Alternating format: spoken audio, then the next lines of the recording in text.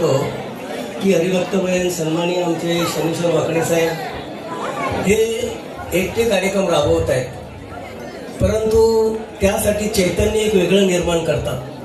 मग परमार्थी क्षेत्रातली असो, राजकीय क्षेत्रातली असो, सर्वच्या सर्व इथे उपस्थित बघायला भेटते.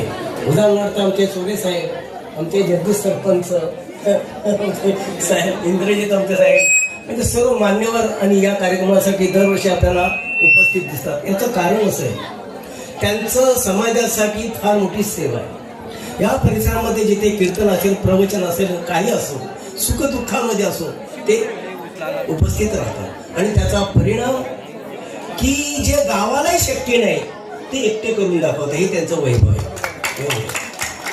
बघा, अगर आपको पूछा तो कितना बच्चा, आपको एक बच्चा है, मुसलमानों को 10-12 बच्चे, उसकी आबादी है, आबादी बढ़ रही, मदरसा में पढ़ रही.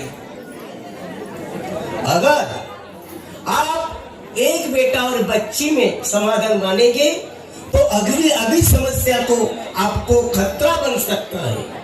आणि हे लक्षात ठेवलं पाहिजे. आपले नाते संबंधी जर टिकवायचे असेल तर आभागी तुम्ही सुद्धा वाढवली पाहिजे. अरे आता पुढे नंतर काकू सापडणार नाही, आत्या सापडणार नाही, मावशी सापडणार नाही. तुम्ही एकावर जर थांबले तर जवळजवळ 36 राज्य देशामध्ये, त्यापैकी 8 राज्ये मुस्लिम बोलिंग झालेले, बहुसंख्येने मुस्लिम झालेले, तिथे मंदिराला पुजारी नाही. हिंदू लोकांनी घर विकायला काढली पण गिऱ्हाईक नाही. मुसलमानाला विकायला जमतो, घ्यायची काही गरज नाही, ऑटोमॅटिक भेटणार आहे. आणि याच्यावर जर गांभीर्याने तुम्ही जर विचार केला नाही, अगर आज खामोश रहेंगे तो कल सन्नाटा छाएगा, आग लगेगी हर बस्ती को तो याद दयाल आएगा. अरे सुनो काफिरों, ये मौत तुम्हारी कितनी बार तुम्हें समझाया पर तू समझ न पाए. ये सब अच्छे हैं जब तक उनकी संख्या कम है. म्हणून आपल्याकडे जे अपत्य आहे त्याची संख्या वाढवली पाहिजे, नाहीतर काळामध्ये त्यांना खतरा नाही. तुम्हाला मालेगाव मध्ये पहा, कुकसा, बोरुली पहा, काय संख्या, भिवंडी पहा, तुम्हाला नगरसेवक सुद्धा हिंदू दिसणार नाही. ही ताकद तुमची जर राखायची असेल तर या गोष्टीवर तुम्हाला गांभीर्याने बघावं लागेल. गांभीर्याने. धोका पाकिस्तानचा नाही, धोका चीनचा नसणार, धोका आपल्यातल्याच लोकांचा असणार. तर यासाठी तुम्ही गांभीर्याने लक्षात ठेवलं. नवीन जी पिढी आहे तिने यासाठी आवर्जून लक्षात ठेवलं पाहिजे. कमीत कमी माणसाला, तुम्हाला प्रत्येकाला 4 अपत्य असले पाहिजे आणि एक घरातून छावा तयार केला पाहिजे, तर तुमची संख्या वाचेल. नाहीतर मला तेच तुम्हाला सामोरे जावं लागेल, नाहीतर धर्मांतरी तरी करावा लागेल. आपली जी पोरं आहे ती संस्कृती वाचवायची असेल तर तुम्हाला गुरुकुळ मध्ये पाठवा. घरामध्ये तुम्ही काही त्याला संस्कृती शिकवा, आपला इतिहास सांगा, हिंदी संस्कृती, आपली हिंदू संस्कृती शिकवा.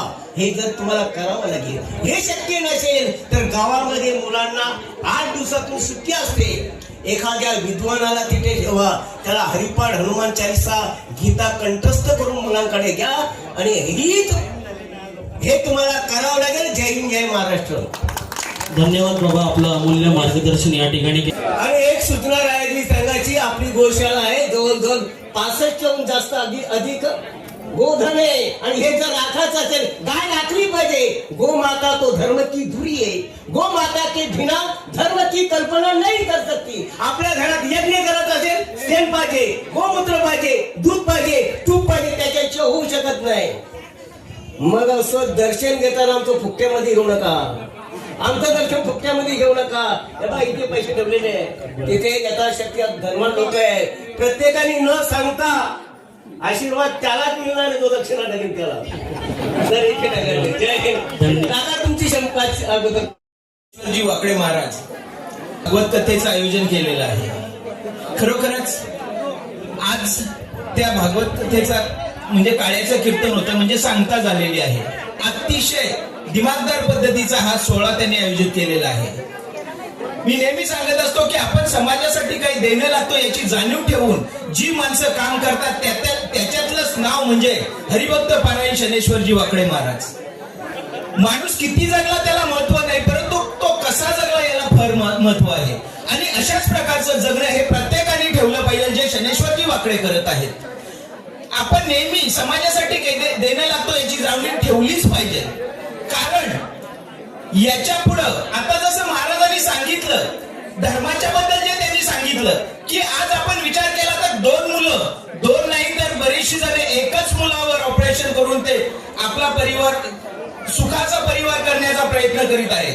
परंतु एक तुम्हाला खरोखरच सांगतो की ज्या बंगल्यात, ज्या गाडीत आपण फिरतो, उद्या आपली जर संख्या कमी झाली तर त्या बंगल्यावर, त्या गाडीवर अधिकार सांगण्यासाठी मुस्लिम समाज हा पुढे येऊन आपल्या त्या संपत्तीचा काही उपयोग होणार नाही.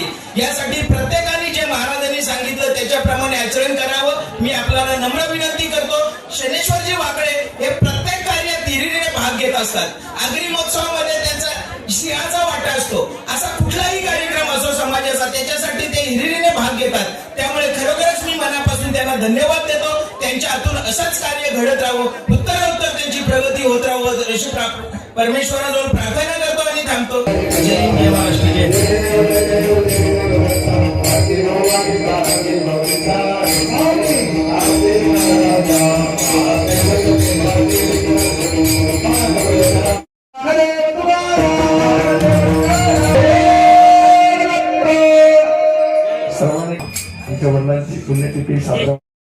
भाविक भक्तांना विनंती आहे की आपण आपल्या जागेवर बसा. या ठिकाणी बाबा आपल्याला शुभ आशीर्वचन देणार आहेत. त्यांचं मार्गदर्शन आपल्याला या ठिकाणी 2 मिनिटं होणार आहे करायचं.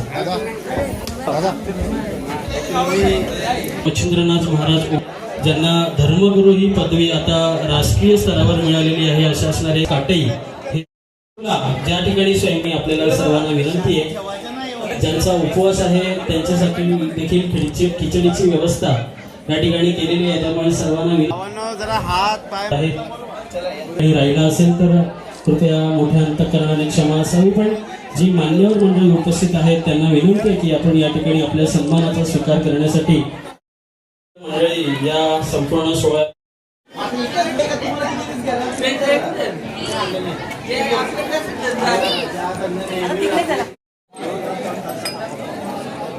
पुढे काय साहेब समोर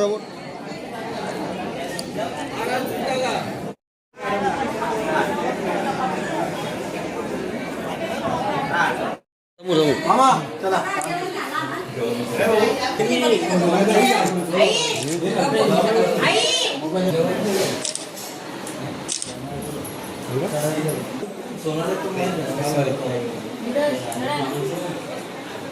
नाही